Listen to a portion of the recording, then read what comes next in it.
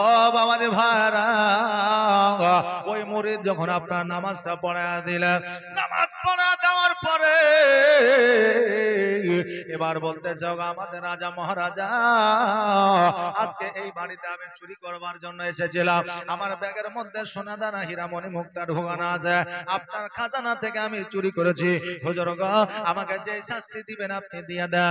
রাজা বলে, শোনো গো, আজকে যেহেতু তুমি আমাকে নামাজ পড়িয়েছো, আজকে তুমি যেহেতু আমার ইমাম, আজকে যেহেতু তুমি আমার বাড়িতে এসেছো, এই জন্য এই সোনা দানা মণি মুক্তা গুলো আজকে আমি নিজে না নিয়া আজকে তোমাকে আমি উপহার স্বরূপ দিয়ে দিলাম। ওই মুরিদ বড় খুশি, সোনা দানা বাড়িতে নিয়ে আসার পরে এবার সঙ্গে সঙ্গে হযরতে বড় পীর আব্দুল কাদের জিলানী গিলানী রহমাতুল্লাহ আলাইহির দরবারে গিয়ে হাজির হলেন। বলে, হুজুর গো, আজকে রাত্রি বেলায় আমি চুরি করতে গিয়েছিলাম, নামাজ পড়িয়েছি, এইরকম অলৌকিক ঘটনা ঘটেছে। ওগো হুজুর, আমি বাড়িতে আসলাম, আর বাড়িতে আসার পরে আমাকে সমস্ত হীরা মণি মুক্তা গুলো দিয়ে দিয়েছে, আমি বাড়িতে রেখে দিলাম। হুজুর গো, আজকে আমি যে সোনা হীরা মণি মুক্তা পেয়েছি, আমি কথা দিলাম আমি জীবনে আর কোনোদিন চুরি করব না।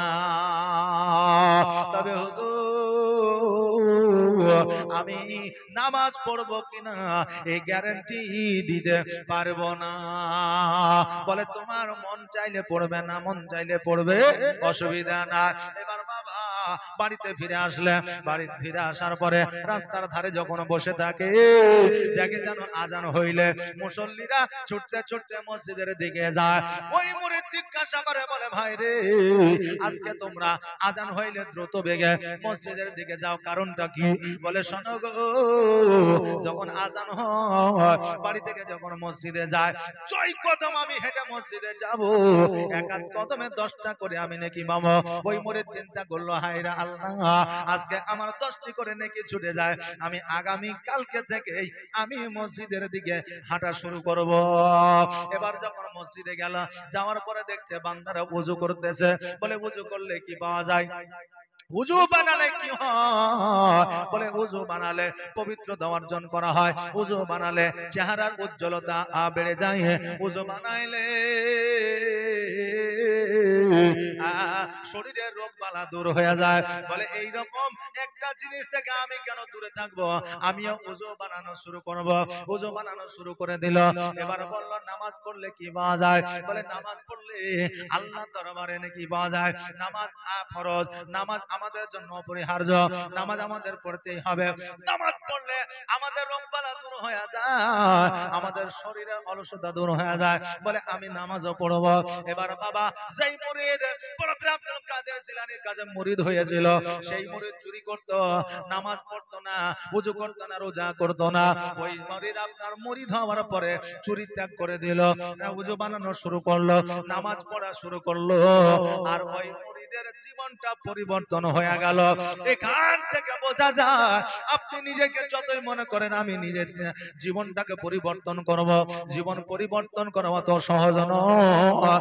অতক্ষণ পর্যন্ত পরিবর্তন হবে না যতক্ষণ পর্যন্ত সত্যবাদীর সঙ্গ লাভ না করা যাবে। আর আমার মদিনায় নিবানি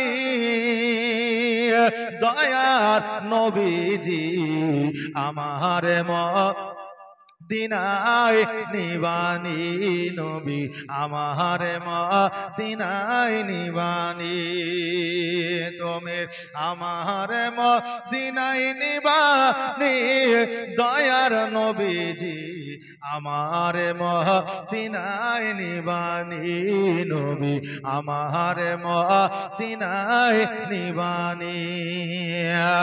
নবীজি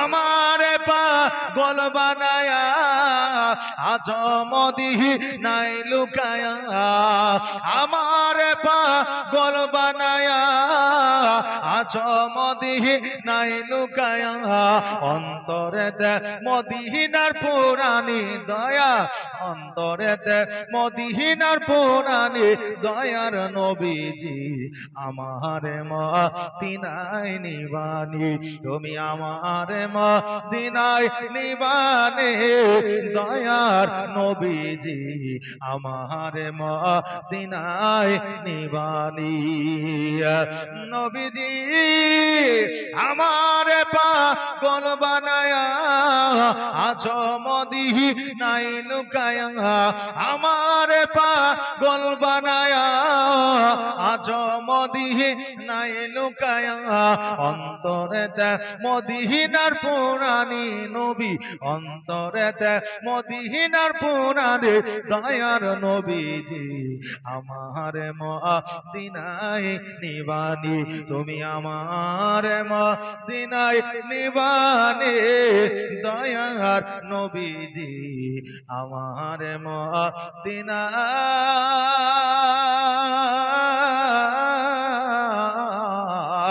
নিবানি আল্লাহ হুম্মা সাল্লাল্লাহু আলা সাইয়্যিদিনা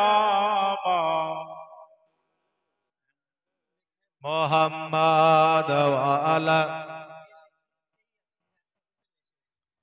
সাইয়্যিদিনা মাওলানা মুহাম্মদ সাল্লাল্লাহু আলা মুহাম্মাদিন সাল্লাল্লাহু আলা মুহাম্মদ হরদম ज़बान से निकालो पाक नामे मोहम्मद हरदम ज़बान से निकालो शाफियाना मोहम्मद ओ बाबा जी भाईराम আল্লাহ তাবারক তাআলা যারা নৈকট্য লাভ করে আল্লাহর ওলি জিনারা আমার আল্লাহ তাবারক তাআলা তিনাদেরকে পাওয়ার দিয়ে রাখে তিনাদের এই পাওয়ার কিন্তু আছে আপনার খারাপ মানুষকে ভালো বানায় দেয় পথে আমার নবীজির পথের পথিক বানায় দেয় ও বাবাজি ভাইরা শুধু এটাই নয় আল্লাহর ওলিদেরকে আমার আল্লাহ এত পাওয়ার দিয়েছে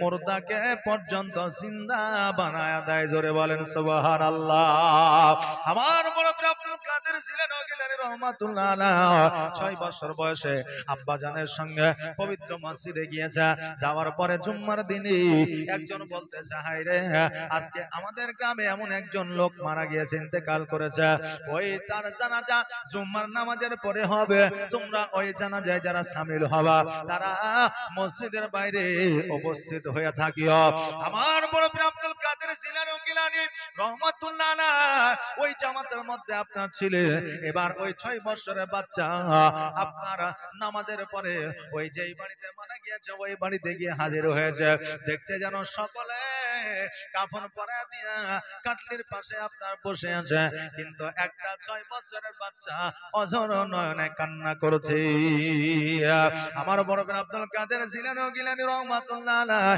বলতেছে বাচ্চা তুমি কেন কাঁদো এইভাবে কেন কান্না করো তোমার কান্নাটা বন্ধ করো কারণ আমি বড় পীর আব্দুল কাদের জিলানী আমি কান্না সহ্য করতে পারি না বাচ্চা বলে আরে আজকে আমি কাঁদবো না তোকে কাঁদবে কারণ হইল আমার মা ছিল না আমার মাই জগৎ ছেড়ে পরজগৎ গমন করেছে আমাকে লালন পালন আমার আব্বা জান করতেছিল আজকে আমার আব্বা জান ইন্তেকাল করেছে আমার জগতে আর কেউ নাই আমার মা নাই বাপ নাই আমার ভাই নাই বন্ধু নাই আজকে আমার জগতে কেউ নাই আমি জগতে বড় এতিম হয়ে আছি আজকে আমি কার কাছে গেলে খেতে পাবো আমাকে কে গোসল বানায় দেবে আমাকে কে ঘুম পাড়ায় দেবে আমাকে কে খাওয়া দেবে আমাকে কে খাবার দেবে আজকে আমার জগতে আর কেউ রইল না আমি এই জন্য কান্না করতেছি আমার বড় পীর আব্দুল কাদের জিলানী রহমাতুল্লাহ আলাইহি বলতেছে বাবা তুমি কান্নাটা বন্ধ করো তুমি কান্নাটা বন্ধ করো বাচ্চা বলে আমার কান্না বন্ধ হবে না কারণ আমি যে বড় এতিম হয়ে গিয়েছি আমার বড় পীর ছিলেন গিলেন রহমাতুল্লাহ আলাইহি বলতেছে, এ বাচ্চা শোনো, আজকে তোমার কান্দিয়া কোনো লাভ হবে না, কারণ আমার আল্লাহ তাবারাক তাআলা জগতের মধ্যে যাদেরকে এতিম বানিয়েছে, যাদের আব্বা নাই, যাদের মা নাই, আমার আল্লাহ তাবারাক তাআলা ফেরেশতার মাধ্যম দিয়া তাদেরকে সিকিউরিটি দেওয়া হয়। এজন্য বলছেন রাস্তার ধারে এতিম বাচ্চা কেন বসে কান্দে রে, আরশের পায়া হিলে রে, রাস্তার ধারে এতিম বাচ্চা কেন বসে কান্দে রে, আরশের পায়া হিলে রে, আর এতিম বাচ্চা বসে বসে কেন হয় আজ কান্দিয়া যা, আর খোদা তাআলা ডেকে তামাম ফেরেশতাদের তাই তো কয়, ফেরেশতাদের তাই তো কয়, তাড়াতাড়ি করে তোমরা, তাড়াতাড়ি করে তোমরা নাও না কোলে তুলে রে, আরশের পায়া হিলে রে, রাস্তার ধারে এতিম বাচ্চা কেন বসে কান্দে রে, আরশের পায়া হিলে রে, আর রাত পোহালো দিন ফোরালো, আর তো সময় না,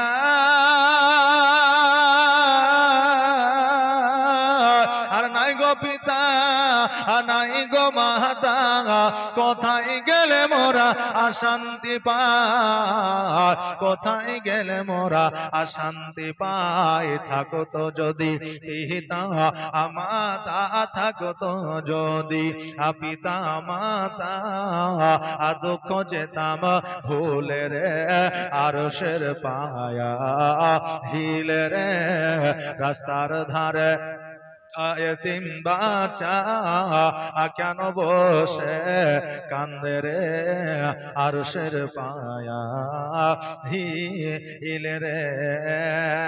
আল্লাহুম্মা সাল্লি আলা সাইয়্যিদিনা মাওলা মুহাম্মদ ওয়া আলা আলি সাইয়্যিদিনা মাওলানা মুহাম্মদ সাল্লাল্লাহু আলা মুহাম্মাদিন সাল্লাল্লাহু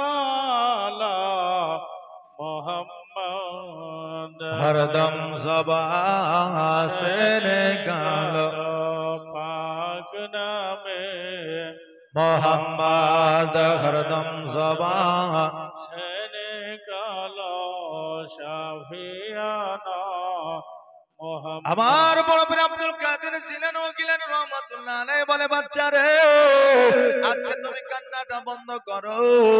বাচ্চা বলে আমার কান্না বন্ধ হয় না। আমার বড় পীর আব্দুল কাদের জিলানী বলে, এ বাচ্চা শোনো, আজকে যদি তোমার আব্বাকে জিন্দা করে দেওয়া হয়, আজকে বলো তুমি কান্নাটা কি বন্ধ করবে না? ওই বাচ্চার সঙ্গে সঙ্গে বলতেছে, আমার আব্বা যদি জিন্দা হয়ে যায়, আমার আব্বা যদি জীবিত হয়ে যায়, আমার কান্না বন্ধ হয়ে যাবে। শুধু আমি নয়, জগতের মধ্যে যত সন্তান আছে, বাপ যদি জীবিত হয়ে যায়, এমন কোন সন্তান আছে যে খুশি হবে না।